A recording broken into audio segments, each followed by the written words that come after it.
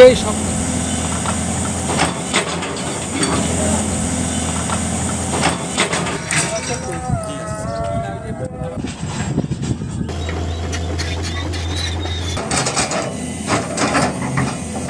লাইসেন্সবিহীন, পরিবেশের ছাড়পত্রবিহীন অবৈধভাবে ইটভাটার কার্যক্রম চালু ছিল, অবৈধভাবে চালাচ্ছিলেন, যার কারণে আইনি প্রক্রিয়া এটা ডিসমেন্টাল করা হলো, ভাঙা হলো। এইটা আমার মেয়ে, ও 6 বছর থেকে অসুস্থ, শ্বাসকষ্টের সমস্যা ছিল, ঢাকা নিয়ে চিকিৎসা করছি। এখন যেহেতু এটা ভাঙ্গা হয়ে গেছে, আমরা মানে শান্তিতে হয়তো তো মুক্ত বাতাস পাবো। 2012 সাল থেকে পরিবেশ কোনো পদক্ষেপ নিতে পারে নাই। রানিং যেই লোকাল এমপি ছিল আওয়ামী লীগের হাজী আকম ও বাহাউদ্দিন বাহার, তার ছত্রছায়ায় জবরদখল করে সে আমাদের পরিবেশকে ক্ষতিগ্রস্ত করে আসছে দীর্ঘদিন। কালো ধোঁয়া আমাদের বাড়িতে প্রবেশ করে, যে আমার বাচ্চা একটা, সে অসুস্থ হয়েছে শুধু একমাত্র এই কালো ধোঁয়ার ছোবল থেকে।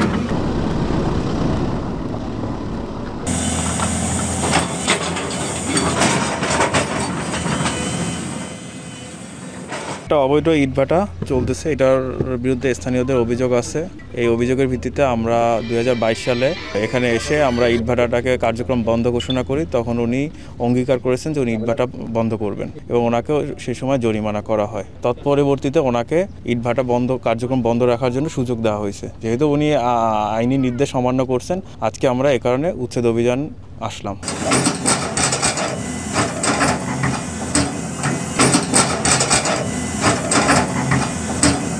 এই অঞ্চলের প্রায় 20,000 মানুষ ভালোভাবে স্বস্তির নিঃশ্বাস নিতে পারে নাই। ফসলি জমি নষ্ট হয়েছে, গাছগাছালি নষ্ট হয়েছে, আমরা রাস্তাঘাটে চলাফেরা করতে পারি নাই, মানুষ শারীরিকভাবে অসুস্থ হয়েছে।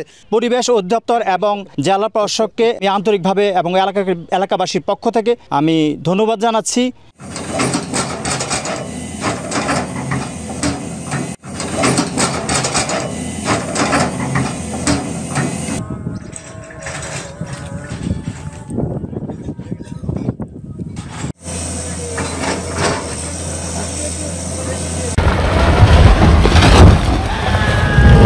সেই সব